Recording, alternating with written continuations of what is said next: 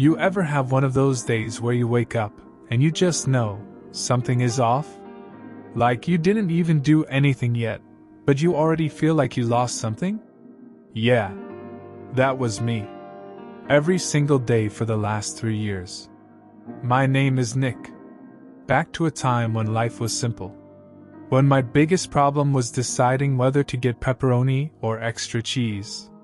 I was working at a small bookstore. Nothing fancy. Just shelves of books and the smell of old paper. It was quiet. Peaceful. Boring, honestly. Then she walked in. Emma. She had this way of moving, like she was dancing to music only she could hear. Her hair was messy, like she just woke up, but in a cute way.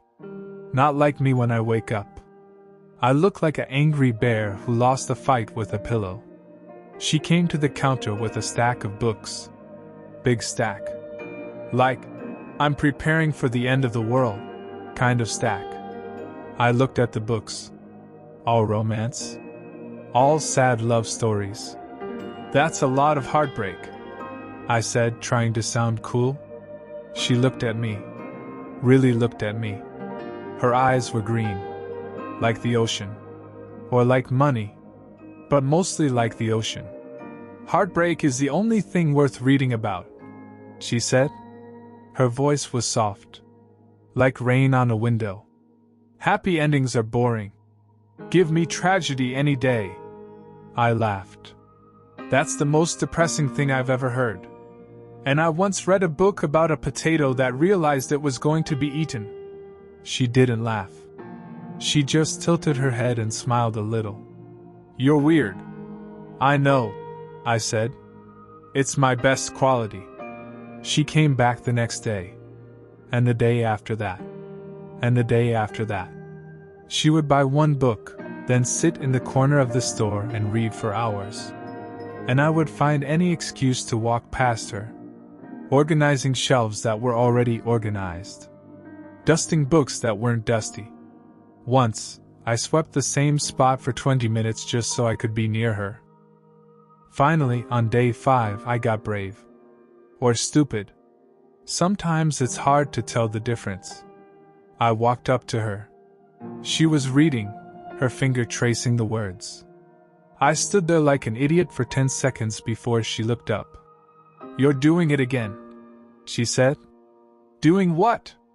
Standing there. Looking confused. Like a golden retriever who lost his ball. I sat down across from her. Okay, first of all, golden retrievers are beautiful creatures. Second of all, I was wondering if you wanted to get coffee sometime. After you finish making your way through every sad book in this store. She closed her book. Looked at me for a long moment. My heart was doing that thing where it beats so fast you think it might just give up and quit. Okay, she said. Just like that. Okay. Our first date was at a small coffee shop. The kind with mismatched furniture and music you've never heard before. She ordered something complicated with foam art. I ordered black coffee because I'm simple and also because I'm scared of ordering things I can't pronounce. We talked for 4 hours. About books. About life. About how she wanted to travel but was scared of airplanes. About how I once got lost in my own neighborhood for 2 hours. In my defense, all the houses looked the same. She laughed at my stupid stories. Not a polite laugh. A real laugh. The kind that comes from your stomach. The kind that makes her snort a little. And that snort? That snort was the most beautiful sound I had ever heard. I was in love. Completely. Totally. Hopelessly in love. The next few months were the best of my life. We did everything together. We went to the park and fed ducks, even though she was scared of them. She said they were unpredictable. She wasn't wrong. We watched movies and argued about which ones were the best. She liked sad movies. I liked movies where things exploded. We compromised by watching movies where sad things exploded. We had our spot. A bench by the river. We would go there at sunset and just be. Sometimes we talked. Sometimes we didn't. Sometimes she would lean her head on my shoulder, and I would pretend to watch the sunset, but really I was just watching her. The way the light hit her face. The way her hair moved in the wind. I thought we were perfect. I thought she was mine. I was wrong. It happened on a Tuesday. A normal Tuesday. We were at our bench. The sun was setting. Orange and pink and purple painted across the sky like someone spilled paint and didn't bother to clean it up. Emma was quiet. Quieter than usual. I thought she was just tired. She worked hard. 2 jobs. Always running somewhere. "Nick," she said. Her voice was different. Careful. Like she was walking on glass. "Yeah? I need to tell you something." I looked at her. She wasn't looking at me. She was looking at the river. The water moving past, never stopping, never looking back. "I'm listening," I said. But my stomach already felt tight. Like someone was squeezing it. She took a deep breath. Let it out slow. "Before I met you, there was someone else." I waited. The tight feeling got tighter. His name was David. We were together for 2 years. I thought he was the one. I thought we would get married, have kids, grow old together. All of it. She paused. Picked at a thread on her sweater. He left. Just left. One day he was there, and the next day he was gone. No explanation. No goodbye. Just an empty apartment, and a note that said "I'm sorry." My heart hurt for her. I reached for her hand. She let me hold it, but she didn't hold back. "Emma, I'm so sorry. That's terrible.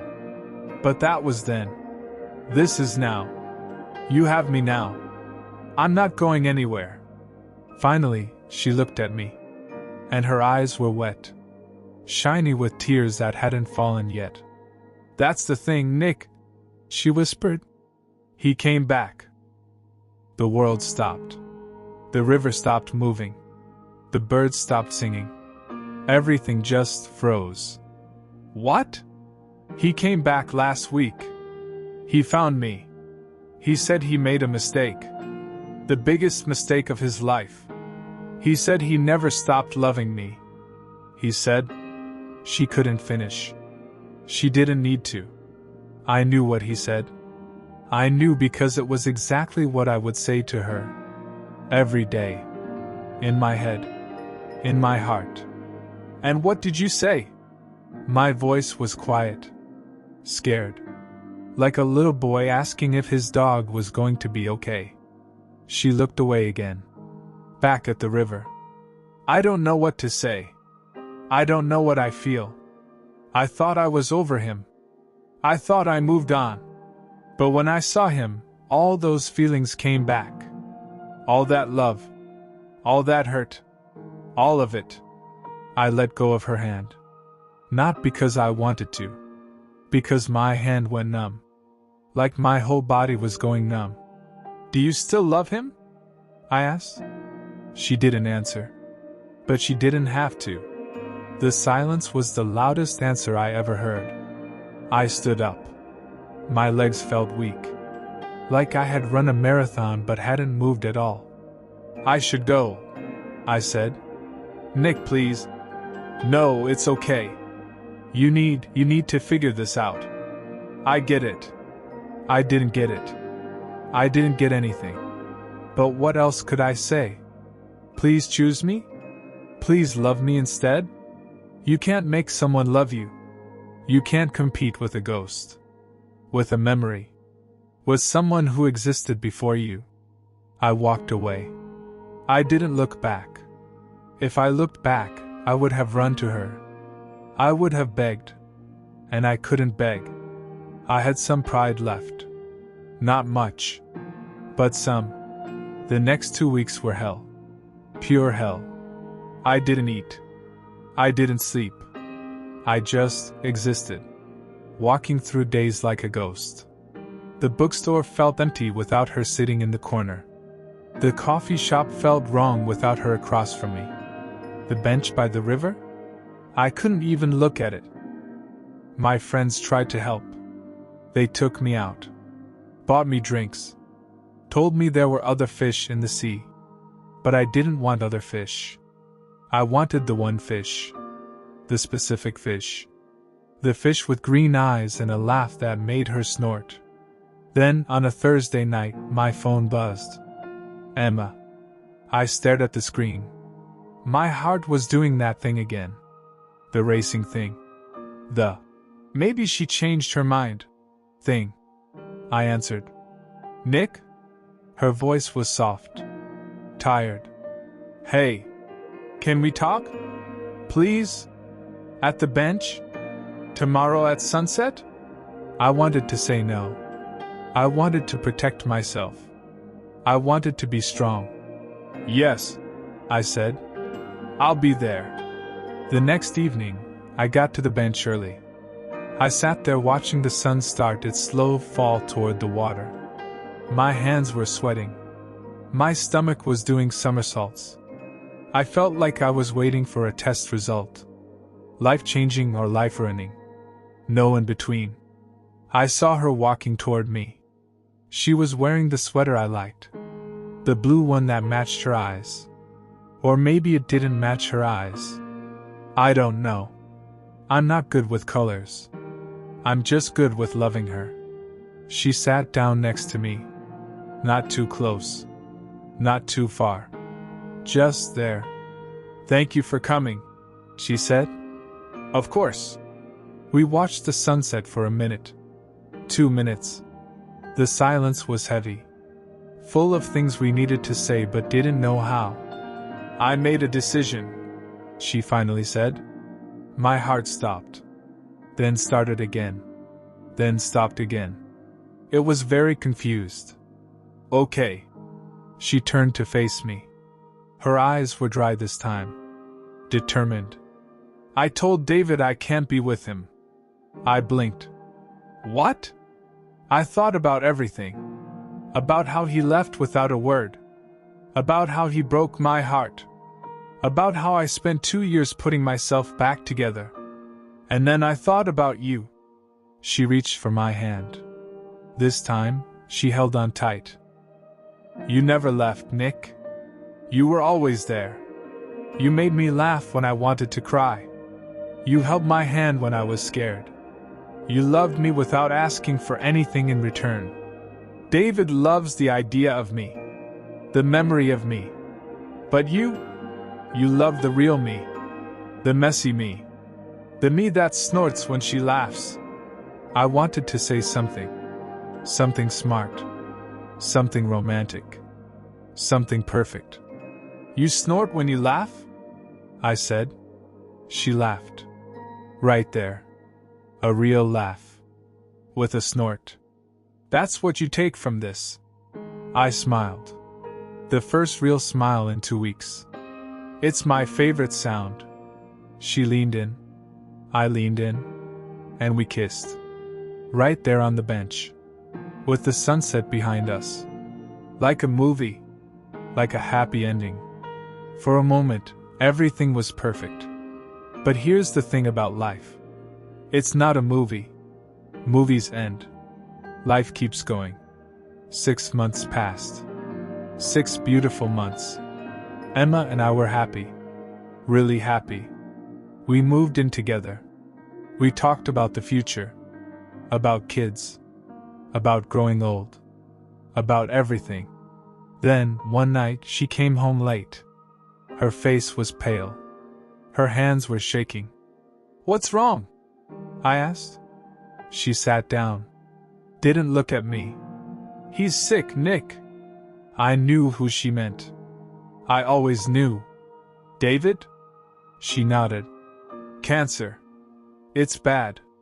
Really bad. He doesn't have much time.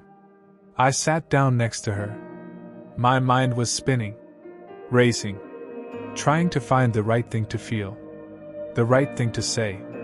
I'm sorry, I said. And I meant it. I didn't like the guy. But I didn't want him to die. He's alone, Nick. His family is gone. His friends moved on. He has no one.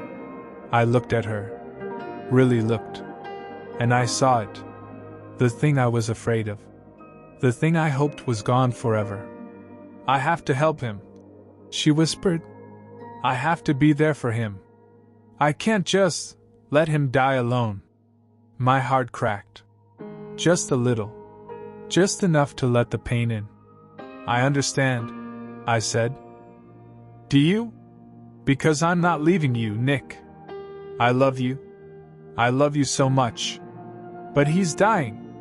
And I was his person once. I can't just pretend that didn't happen. I took her hands. Held them tight. Go, I said. What? Go be with him. He needs you. And you need to do this. I get it. She started crying. Tears running down her face. What about us? I wanted to say. Us is all that matters. I wanted to say. If you go, don't come back. I wanted to say a lot of things. But instead I said, us will be here. When you're ready. I'm not going anywhere. The next 3 months were the hardest of my life. Emma spent her days at the hospital, holding David's hand, reading to him, being there. She came home late, exhausted, and fell asleep in my arms. We didn't talk about it much.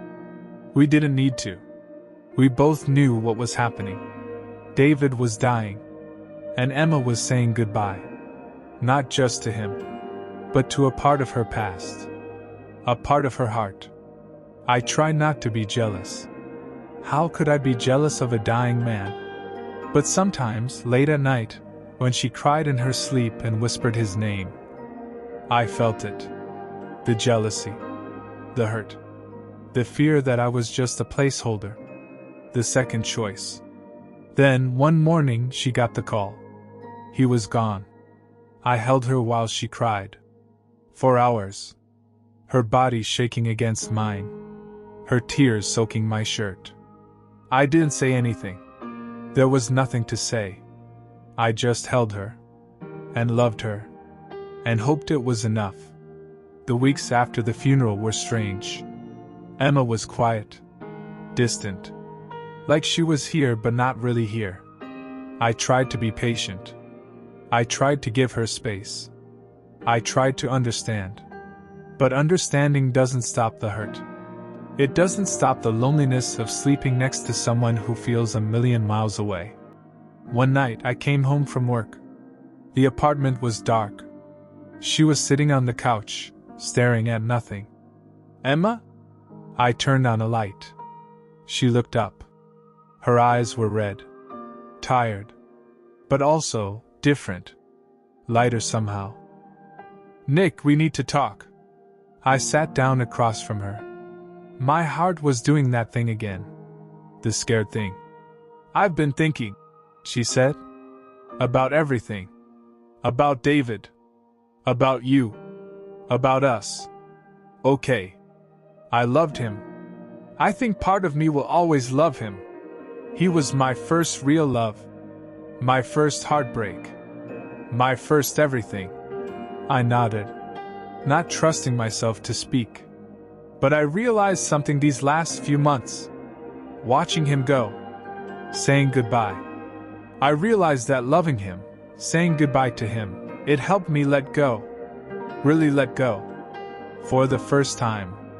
She reached for my hands. I don't love a memory anymore, Nick. I don't love a ghost. I love you. The real you. The you that stayed. The you that held me while I cried for someone else.